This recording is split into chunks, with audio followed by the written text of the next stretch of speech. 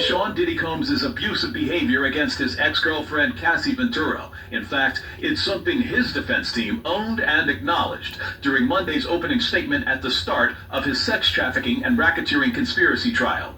But as Ventura sat Wednesday as the prosecution's star witness for her second full day of direct testimony, the big question now is how will this jury interpret her detailed description of a decade's worth of abusive beatings, drug use, and sex-filled freak-offs with male escorts, which she claimed she was forced to endure at the hands of Combs. Sean was very manipulative, and he had a tendency to get violent when he didn't get his way. Like one time I told him I didn't feel like participating in one of his freak-offs because I was still sore from the last 3 freak-offs we had just that day. So what he did, he dragged me out into the courtyard in his Miami mansion, and he tried to dunk my head into his inflatable pool of baby oil. Thank goodness his mom was there, because she begged him to stop. Now, Cassie, you know damn well you love those inflatable baby oil pools too. We used to be in there for hours getting our freak on and off. As a matter of fact, it was your idea to fill up them pools. Look, if I go down, I'm taking you down with me. I ain't playing, Daddy. Was Ventura a domestic violence victim, but one who willingly made those choices as a consenting adult, as the defense contends, or was she forced, out of fear, into a lifestyle she despised and took drugs to numb the pain? The singer told jurors she was terrified of being humiliated after Combs threatened to release incriminating videos of her participating in the freak-offs. Petty arguments with Sean would usually lead to physical abuse. He would knock me over, he pushed me, he dragged me, he kicked me, he scratched me. One time he actually hit me over the head with one of those large family-sized bottles of baby oil. Almost knocked me unconscious. But that wasn't even the reason I went along with Sean's mindsets. What made me fold was him threatening to release incriminating videos of me participating in the freak-offs, which would have damaged my career, and I would have had to answer to my mother and my family. It was horrible and disgusting. No one should do that to anyone. He made me look like a slut. I couldn't have felt worse. I felt trapped. Like, how do I even get out of this situation? So Cassie sat up there in that courtroom and act like she wasn't kicking my ass too. Like I was the only one getting violent. She forgot to mention that day that she kicked me down the steps at the LA mansion while I had a whole case of Ciroc in my hand. And it was that lemon lime Ciroc too, Daddy. That shit shattered all over the steps. It cut my feet up like Megan Thee Stallion and everything. I could barely even do my 2-step at the show that evening. Effed up my whole night.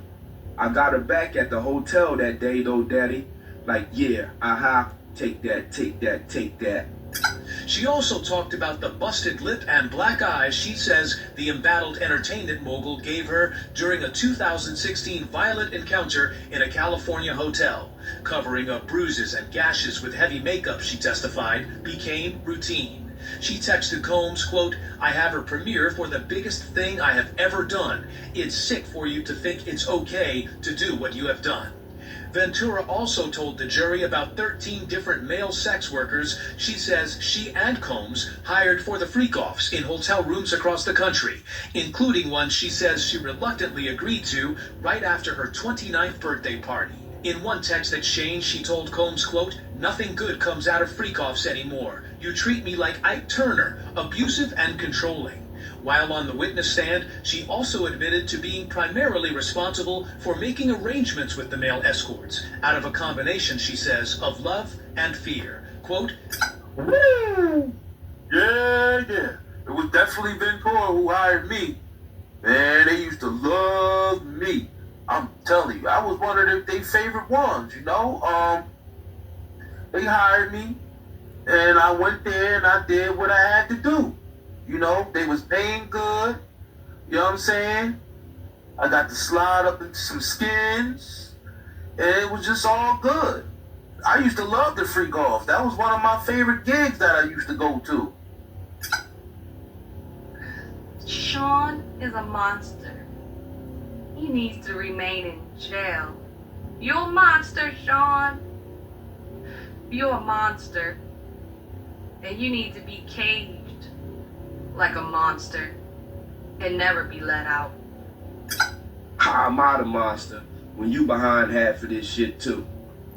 Now, she sit up there and she cry those crocodile tears. She want everybody to believe her. When, like I said, she's behind half of this stuff too. If I go down, you go down.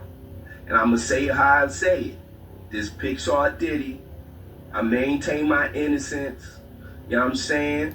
I never human trafficked no one. And I've never racketeered anything. And that's just what it is. And that's how it's gonna be. You know what I'm saying? I tell it how it is and y'all tell it how it might be. You know what I mean? This world's like a jungle sometimes. It makes me wonder how I keep from going under. Alright? So this Pixar Diddy, once again, you know what I mean? I'm gonna say it one more time, Cassie. If I go down, you go down. Alright? Take that, take that, take that. Woo!